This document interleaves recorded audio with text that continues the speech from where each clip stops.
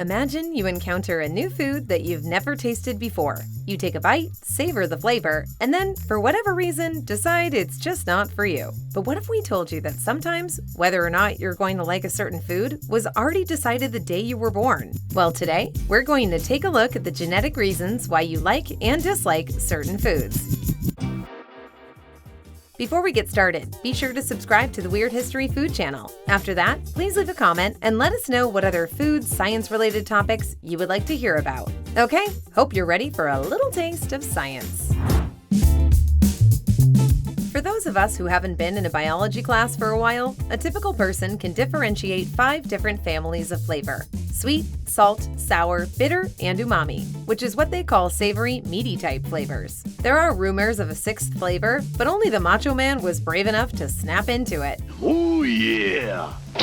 Our taste buds age just like the rest of our bodies, so they can become less sensitive over time, which is one reason why certain foods may taste different to us as we get older. However, not all taste buds were created equally. For example, different people can have different numbers of taste bud receptors, and some people have buds that are super attuned to detecting bitter tastes. Once the taste buds relay the information they gather, taste is mostly up to the brain, and the brain's perception of whether something tastes good or bad can be shaped by a person's personal history. For example, early childhood experiences with food, even ones that happen while we're still in the womb or still breastfeeding, can influence how we perceive taste throughout the rest of our lives. Negative experiences with food, like getting food poisoning or crashing your car while eating a Whopper, can also alter whether or not the brain reads a taste as good or bad. Hormonal changes have also been known to be another factor in how we experience taste. For example, lower levels of serotonin, often found in people who suffer from depression, seem to diminish our ability to differentiate between sweet, sour, and bitter flavors,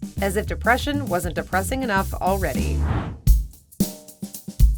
There are those of us who would love to be a guest on Hot Ones, and there are those of us who would drown ourselves in milk before the end of the first question. The painful sensation that comes from spicy cuisine is actually caused by a substance called capsaicin, which irritates the sensory neurons in tissue. The chemical essentially binds itself to the neuron's heat receptor, which triggers something akin to the feeling we get when something is too hot, as in just came out of the microwave hot. In other words, spicy is really a kind of injury to your mouth. So when a person eats spicy food, their body responds to the pain that comes with spice as if they're in danger from poison or attack. That also gives them a spike of adrenaline, which is why adrenaline junkies tend to gravitate towards spicy cuisine. So expect Tom Cruise to do a heat challenge in the next Mission Impossible. But how much capsaicin do you need to feel the burn is going to depend on your DNA. A 2012 study of identical twins found that genetic factors accounted for anywhere from 18 to 58% of variations in the enjoyment of spicy food. You probably can't do anything about your DNA unless you're planning on becoming an X-Man anytime soon. But if you're the disciplined type, you can train yourself to like spicy foods by just eating them a lot.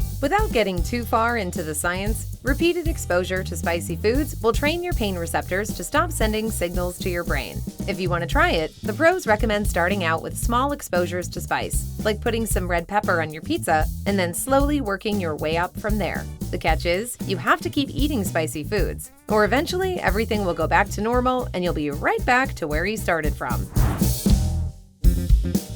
Cilantro is the name for the leaves of the coriander plant, and to many people, it has a flavor akin to parsley or citrus. It's kind of a starter spice, like a basic land in Magic the Gathering. It's found in recipes from all over the world, and most folks generally love the stuff. But to some people, cilantro tastes like getting your mouth washed out after swearing in church. According to one study, it has to do with a cluster of olfactory receptor genes, part of the genome which influences our sense of smell. Buried with that cluster is a gene called OR6A2, and that gene determines whether we think cilantro is tasty or soapy. This predisposition shows up more often in certain ethnic populations than in others. For example, more than 1/5 of East Asian people taste cilantro as soapy, compared to much lower numbers in other populations. If you're one of the people who can't stand cilantro and you have a fear of missing out, a cilantro FOMO, if you will, there's good news. Just like with spicy food, studies show you can overcome your aversion through repeated exposure. In other words, just eat it until you don't hate it anymore.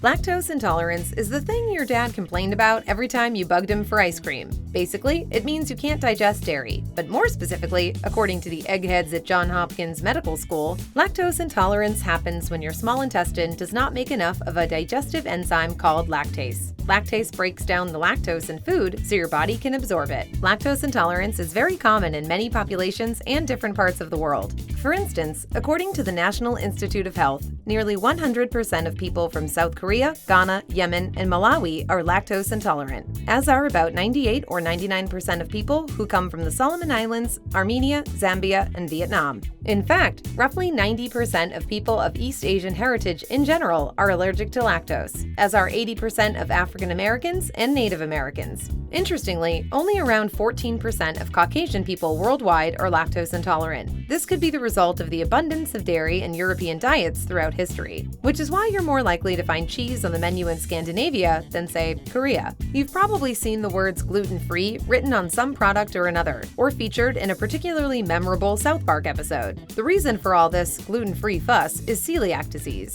Celiac disease is a health issue in which an immune system reaction is triggered whenever a person consumes gluten, which are the proteins found in grains such as wheat and barley. It's a genetic condition, and studies show that those who have a first-degree relative with celiac disease, like a parent, child, or sibling, have a 1 in 10 risk of developing it themselves. The bad news is that disease can emerge at any point in life. The worst news is that if it isn't treated, it can cause other serious health problems. There's not really much good news. In fact, as gluten-based products become more widely distributed, entire populations are finding themselves facing the problem. For example, the disease has become more common in parts of India in recent years, as people there have begun eating more gluten. The problem is particularly serious in parts of northern India, which lean more heavily on wheat than areas in the south, where cooking with rice is more common.